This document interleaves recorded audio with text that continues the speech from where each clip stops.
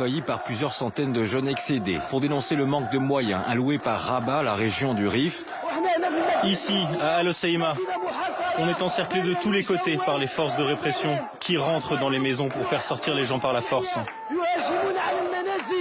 On se croirait à Tel Aviv ou à Gaza. Si la police n'a procédé à aucune interpellation hier soir, ils ont mis la main sur le leader de cette contestation. Nasser Zelzafi, ici en interview le mois dernier. Ce chômeur de 39 ans a été arrêté à son domicile après 2 jours de cavale, accusé d'avoir interrompu le prêche de l'imam de la mosquée d'Al Hoceima par des slogans politiques. Nous sommes des fils de pauvres, des gens simples sortis dans la rue pour dire non à l'injustice et à la tyrannie. Nous avons réussi à faire cela parce que notre mouvement a des bases solides et fortes, la volonté et la détermination d'atteindre nos objectifs. Car tout a commencé avec la mort d'un vendeur de thon en octobre dernier, écrasé dans une benne à ordures en tentant de récupérer sa marchandise que des policiers avaient jetée à l'intérieur, provoquant plusieurs jours de manifestations et 11 interpellations dont des policiers, mais depuis aucune condamnation. Et pour les habitants d'Al Hoceima, la répression n'a fait qu'empirer. Pour la stabilité du pays dans son ensemble, je pense que l'approche répressive a un effet inverse, car elle mène à l'accumulation de la tension et à la colère, ce qui conduira à des résultats que nous ne voulons pas ni pour le pays, ni pour la région. Une tension qui est loin de retomber dans le Rif, où jusqu'ici près de 70 jeunes auraient été interpellés pour un mouvement qui s'étend aujourd'hui à Casablanca, Tanger et Rabat, la capitale. On va tout de suite regarder cette une de l'hebdomadaire marocain francophone telle quelle, cette semaine sur cette région du nord du Maroc. Les vieilles blessures du Rif, cette région du royaume a un rapport mouvementé vis-à-vis du pouvoir central. Pourquoi cette région du Rif se rebelle? C'est lié à son histoire un peu quand même. Alors, il faut vraiment être très prudent là-dessus. Effectivement, il y a l'histoire. Le Rif, pour ceux qui ne le savent pas, c'est une région du nord du Maroc, qui est berbérophone en majorité, qui a connu des révoltes à l'époque coloniale, des révoltes très dures, la République du Rif, donc Khattabi, qui était le leader de ce mouvement. Il faut rappeler que dans les années 30, c'est une révolte qui a vaincu l'armée espagnole. Il a fallu l'intervention de l'armée française, il a fallu le gazage des troupes du Rif, Rifen, pour venir à bout de ces révoltes. Donc il y a une tradition. Ensuite, il y a aussi une défiance de cette région à l'égard de la monarchie marocaine. Le chemin de fer, enfin un des déplacements de Hassan II, Feu le roi, le père de l'actuel roi, a été caillassé. Donc c'est une région qui a été punie en termes d'investissement, qui a longtemps été laissée à l'abandon, et on le voit encore aujourd'hui. C'est très difficile, la ville d'Al Hoceima est très difficile d'accès. Donc il y a ce passé. Le danger, c'est de n'expliquer ce qui se passe en ce moment que par ce prisme, je dirais, identitaire, culturel. Et c'est ce que font certains confrères marocains qui oublient néanmoins que c'est une révolte sociale. Le point de départ, c'est un gars à qui on a confisqué sa marchandise et qui en est mort. C'est il y a 7 mois en octobre pour les téléspectateurs qui nous regardent. Ça fait 7 mois que la contestation bouillonne. Ça fait 7 mois que ça bouillonne, mais ça répond à un mal-être qui n'est pas simplement au Rif, mais qui est à Casablanca, à Rabat. Et de manière plus générale, on peut franchir la frontière et aller chez le voisin algérien, en Tunisie, etc. Ça vaut aussi pour tous ces pays qui, en 2011, ont bougé et qui, aujourd'hui, sont encore dans une situation sociale très difficile. La question qui se pose en partant de ce point de départ marocain, c'est est-ce que, en tout cas d'Al Hoceima, est-ce que ça peut s'étendre au reste du Maroc? On a vu qu'il y a eu des tentatives de manifestation dans d'autres villes, vous l'évoquiez. Est-ce que ça peut être le début d'un mouvement social? Il y avait eu un début déjà en 2011 avec le mouvement du 20 février. Est-ce que là, quelque chose est en train de renaître?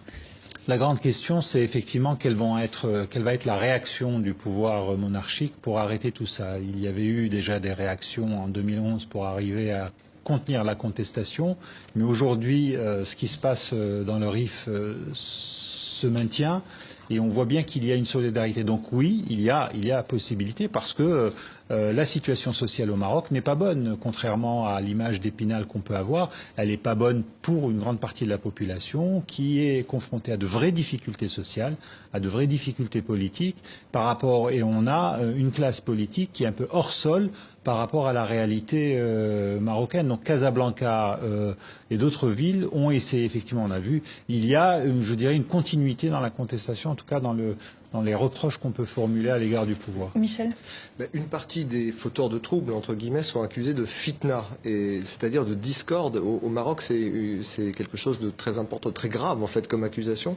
Et la question que je me pose, c'est, on les voit parfois en appeler à Allah, ça se passe dans une mosquée, il y a des images qui sont filmées dans une mosquée. Vous faites donc référence à l'intervention du leader de la contestation, c'est ça. Le fil de la contestation dans une mosquée vendredi, et c'est ce qui a déclenché en fait une cavale contre lui, enfin 3 jours de cavale, et il a donc été il y a des histoires lundi. dans l'histoire, et la religion ou le cadre religieux s'en mêle. Alors dans quelle mesure, moi c'est ça qui m'intéresse, est-ce que c'est le roi commandeur des croyants qui est remis en question, ou est-ce que c'est quelque chose qui est de l'ordre des printemps arabes? Non, ce qui est intéressant dans l'intervention de Zazafi, c'est qu'il est intervenu dans une mosquée parce que dans les mosquées, le prêche officiel, parce que les mosquées sont les relais, et ça vaut pas que pour le Maroc, ça vaut pour tous les autres pays, pour la majorité des pays arabes.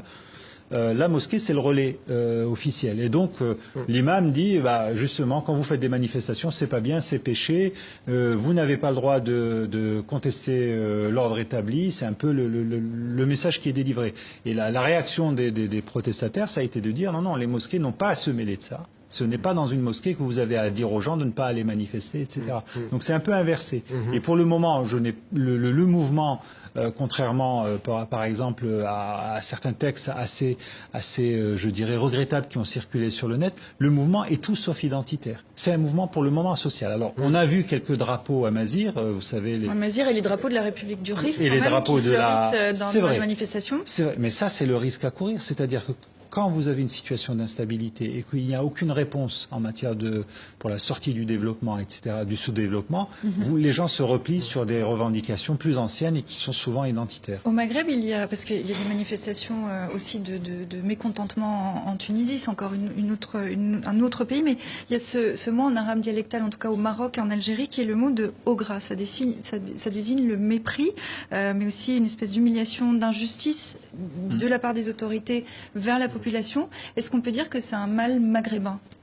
Je dirais que c'est un mal arabe, dans le monde arabe. C'est valable pour tout le monde arabe. Vous savez, on est revenu d'une certaine manière, exception faite peut-être un peu de la Tunisie, dans des conditions qui sont complètement comparables à 2011, à savoir des conditions sociales difficiles et l'omniprésence de pouvoirs politiques brutaux, policiers, qui ne laissent pas la contestation s'exprimer. Ça vaut pour l'Égypte, par exemple, dont on parle peu, mais aujourd'hui en Égypte, il est impossible d'aller manifester dans la rue pour demander une amélioration des droits sociaux. Je ne parle même pas des droits politiques. Et effectivement, la hogra, c'est-à-dire cette injustice du plus fort à l'égard du plus faible, c'est quelque chose que vous retrouvez malheureusement. Le poissonnier dont on a parlé, je reviens à cet exemple-là, c'est vraiment l'emblème de la hogra, c'est-à-dire c'est quelqu'un, effectivement, il n'a pas de registre de commerce, il vend du poisson, on lui confisque son poisson et il en meurt. Voilà un peu c'est le genre d'exemple qui parle à tout le monde, pas simplement, encore une fois, au Maroc, au simple Marocain. Pour conclure rapidement avec vous encore, Akram, selon vous, comment peut se terminer cette situation à Al-Hoceima? Ça fait une dizaine de jours maintenant que les manifestations s'enchaînent soir après soir. Qu'est-ce qui va déclencher une sortie de cette situation? Il faut espérer, ce que disait une des personnes interviewées, ce qu'il faut espérer, c'est simplement une sortie par la conciliation et par la nécessité que, enfin, les promesses qui sont faites de manière assez récurrente aux Rifins soient tenues, c'est-à-dire qu'ils aient leurs infrastructures et que le développement de cette région-là soit à l'aune un peu de ce qui se trouve un peu dans le reste du Maroc. Merci beaucoup, Akram. Merci à vous trois.